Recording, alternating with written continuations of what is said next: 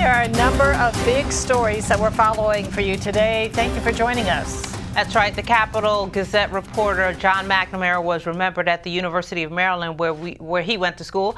That story shortly, but we are topping our story with a protest against the Supreme Court nominee. Strong reaction today to President Trump's Supreme Court nominee. As you can see, there are a number of people who are rallying outside of Senator Chris Van Hollen's office against Brett Kavanaugh. A number of them had signs in their hands. They're concerned with Kavanaugh's extreme views on issues having to do with women and civil rights. Lily Ryan was one of those protesters. Is to the right of even Justice Gorsuch, and that's scary. We've seen that he has ruled to keep an undocumented pregnant woman pregnant. He made her stay, and he didn't want to allow her to get an abortion. We've seen that he is not willing to do anything progressive in any way. All of his policies, all of his rulings have an extreme. We're afraid of LGBTQ rights being turned over. We're afraid of religious liberty taking over and being as an excuse to discriminate against marginal folks. So there's a lot at stake here, a huge amount. And Roe versus Wade is probably the first one on the chopping block, and that will have huge reactions reverberating throughout the whole country for years to come. The group also went to the offices of Senator Ben Cardin and Senator Tim Kaine. By now, you're probably familiar with the name Brett Kavanaugh. He is the man selected by President Donald Trump to replace retiring Justice Anthony Kennedy. My judicial philosophy is straightforward. A judge must be independent and must interpret the law, not make the law. A judge must interpret statutes as written, and a judge must interpret the Constitution as written, informed by history and tradition and precedent.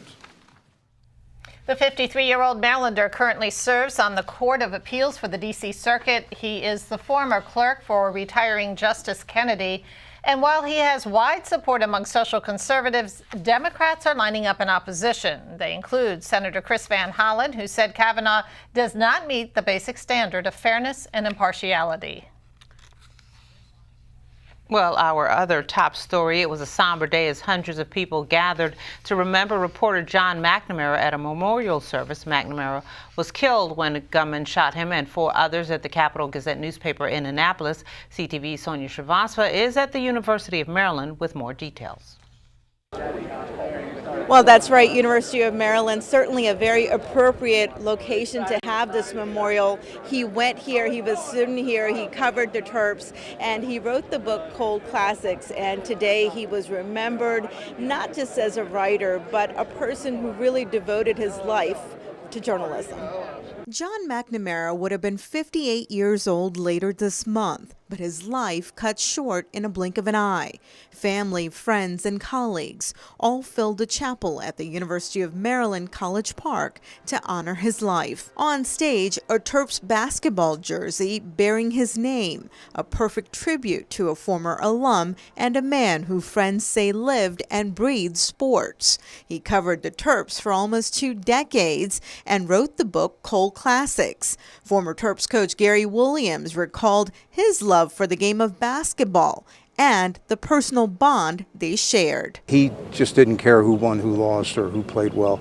It was how well the game was played. And I wasn't friends with a lot of writers, but I consider myself a friend of John. As a coach, you like when guys understand your game, and John understood our game. So he was just a wonderful man that always made me feel great, and he's going to be missed. I think he kind of dug deep to get stories. He didn't never like to criticize anybody. He didn't like to criticize the players, didn't like to criticize the coaches. He was fair, he was honest, he was dedicated. An urn containing his ashes was placed in the forefront, his wife Andrea Chambley holding back tears as she greeted attendees. Most recently, McNamara was an editor and reporter for the Bowie Blade News and the Crofton West County Gazette, where he wrote features. It wasn't sports, but officials say he covered it with just as much enthusiasm. When we first met, I asked him if he was a reporter or a journalist. And he looked at me and he said, "What's the difference?" I said, "A reporter looks at the world and tells me what he saw and tells me what he heard.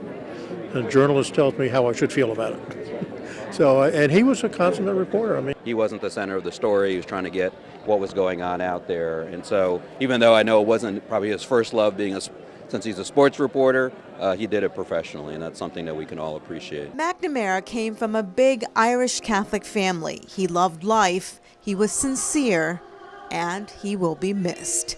In College Park, Sonia Srivastava for CTV News. Thank you, Sonia. The alleged killer, 38-year-old Jared Ramos of Laurel, is charged with 5 counts of first-degree murder. Governor Hogan appoints the widow of a former delegate to represent District 32 in Anne Arundel County. Alice Sophocles will replace her late husband, Theodore, in the House of Delegates after he suddenly died last month at the age of 79. Hogan made the appointment on the recommendation of the Anne Arundel County Democratic Central Committee. Well, the National Law Enforcement Memorial Fund has released its mid-year report